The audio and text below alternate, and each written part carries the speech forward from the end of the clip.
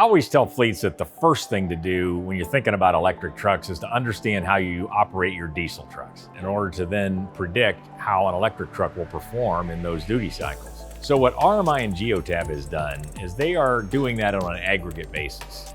Trucks generate all sorts of data. I think Geotab collects 50 billion data points a day. To the extent that we're not using that data to understand how to implement these solutions that promise so much benefit, we're missing a huge opportunity. We have 2.6 million vehicles connected to Geotab. So what can we learn about how these vehicles are actually moving and what portion of the fleets could be electrified to date based on that duty cycle and that routing back to domicile? So we were focusing mostly on data from medium and heavy duty vehicles. We wanted to address the question of how big is the market segment that can electrify quickly based on their current operational pattern. If you talk to someone about Class 8 trucks, the automatic thinking is long haul. We wanted to see, well, how many of these Class 8 trucks are actually doing long haul versus what's the opportunity for electrification and home base or depot charging.